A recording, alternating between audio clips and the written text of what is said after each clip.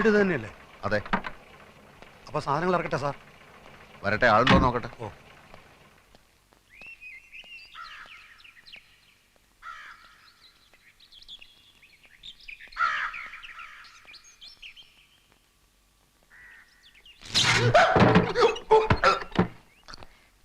ആരാ? ഓ, shock അടിച്ചതായിരിക്കും. Switch കേടാ. Switch കേടാണെങ്കിൽ മാറ്റാത്തത് മനഃപൂർവ്വം മാറ്റാത്തതാ. അതെന്ത്? അതങ്ങനെയാ. പിന്നെ തഹസിൽദാരെ കാണാനാണെങ്കിൽ ആഫീസ് ചെല്ലണം. ഞാൻ പുതിയ തഹസിൽദാരാ. പേര് രാമകൃഷ്ണൻ. പ്രിയദർശിനി അമ്മ തഹസിൽദാർ വീട് ഒഴിഞ്ഞില്ലേ? ഞാൻ പെട്ടി സാധനങ്ങളൊക്കെ ആയിട്ടാണ് വന്നിരിക്കുന്നത്.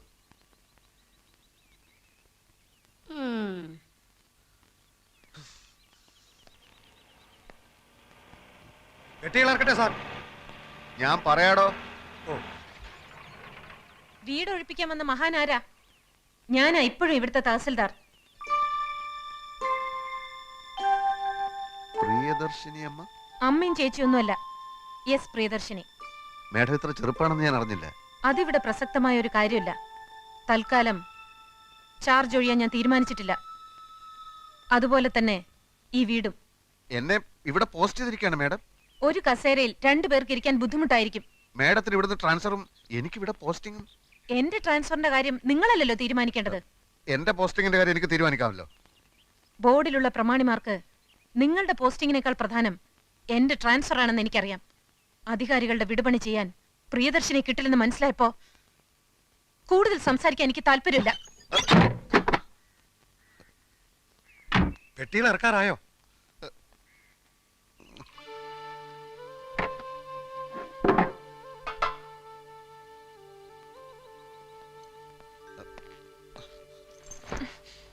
ഒരേ ഡിപ്പാർട്ട്മെന്റിൽ ജോലി ചെയ്യുന്ന ഒരു സഹജീവിയാണ് ഞാനെന്നുള്ള പരിഗണന വേണ്ട.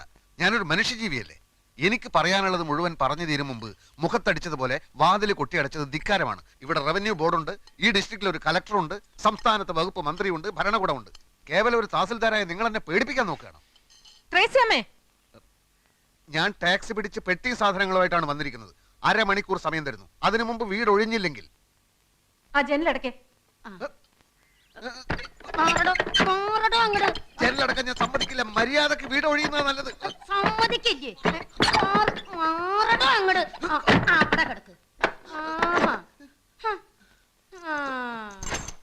പെണ്ണുമ്പിള്ളേ, എന്റെ ദേഷ്യം കൂടും തോറും നിങ്ങൾക്ക് ഉണ്ടാവാൻ പോകുന്ന ഭവിഷ്യത്തിന്റെ ആക്കം കൂടുകയുള്ളൂ എന്ന് മനസ്സിലാക്കുന്നത് നന്നായി.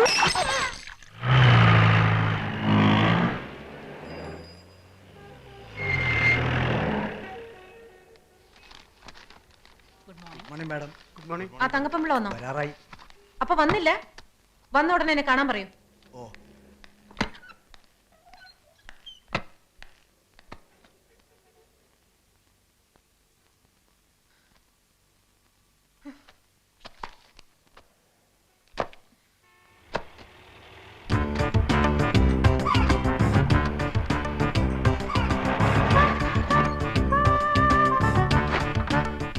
പെട്ടിയും സാധനങ്ങൾ ഇറക്കട്ടെ സാർ?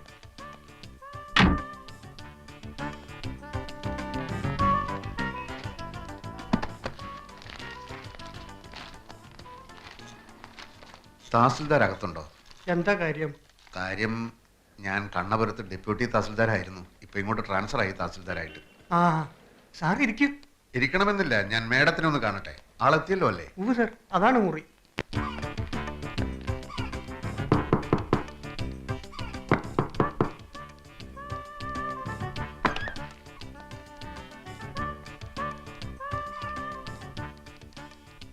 ഞാൻ മാപ്പ് പറയാൻ വന്നതാണ്.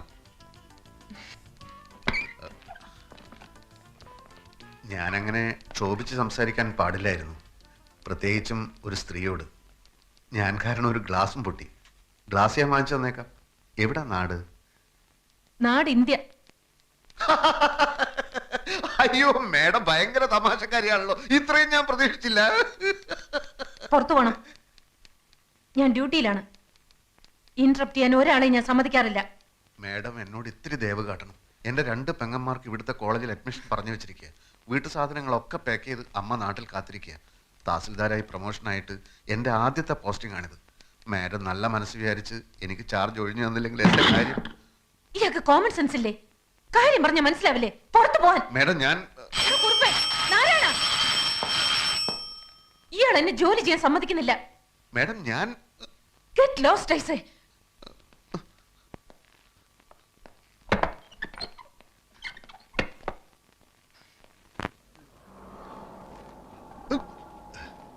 വെട്ടിങ് സാധനങ്ങളൊക്കെ ഇറക്കട്ടെ സാർ.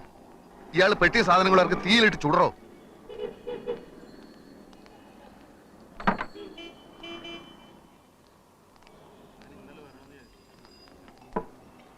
സാർ ഇവിടെ പോസ്റ്റിംഗ് കിട്ടി വന്നതല്ലേ, ചുമ്മാ ആ സ്ത്രീയുടെ മുമ്പിൽ താണു കൊടുക്കേണ്ട കാര്യം എന്താ? സാറ് ചെന്ന് കളക്ടറെ കണ്ട് വിവരം പറ. അത് ഞാൻ ആലോചിക്കുകയല്ല. പക്ഷെ ഒരു തർക്കം വരുമ്പോൾ ഒരു കോംപ്രമൈസും വേണ്ടി വരും.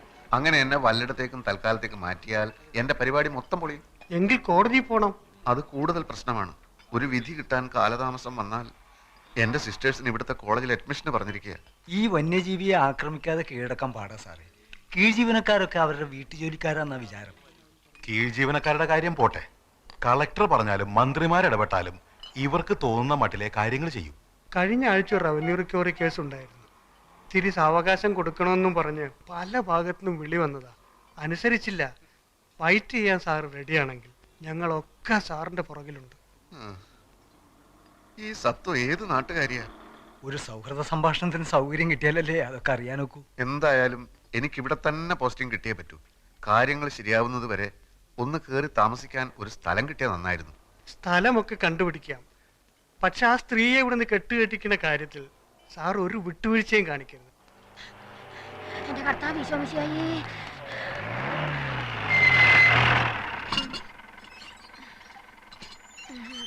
ഒരു കാര്യം തന്നെ പലതവണ പറയണോ?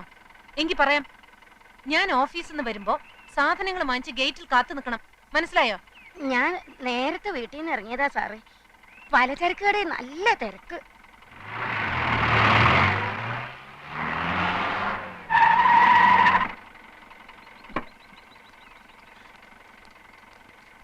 കാലത്ത് 8:30.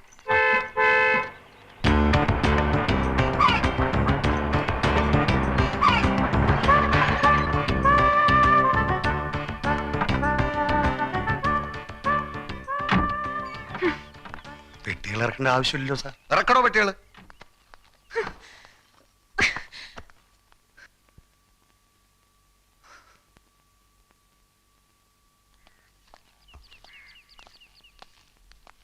അപ്പൊ ഇറങ്ങുന്നില്ലേ? അത് വേണ്ട സാർ. ഈ വീട് സംഘടിപ്പിച്ചതിന് പുറകിൽ ഞങ്ങളാണെന്നുള്ളത് അടുത്ത വീട്ടിലെ വന്യജീവി അറിയണ്ട. എങ്കിൽ ഞങ്ങൾ പോയിക്കോട്ടെ. കാണാം. പറ്റുമെങ്കിൽ രാത്രിയിൽ വരാം. ഓ കാണാം. ഞാൻ ഈ കാറിൽ വീട്ടിലിറങ്ങാം. ഫോൺ നമ്പർ തന്നല്ലോ. ആ. എന്ത് ആവശ്യം ഉണ്ടെങ്കിൽ വിളിച്ചാൽ മതി. എനിക്ക് ഒരേ ഒരു ആവശ്യമേ ഉള്ളൂ. എത്രയും പെട്ടെന്ന് ചാർജ് എടുക്കുക.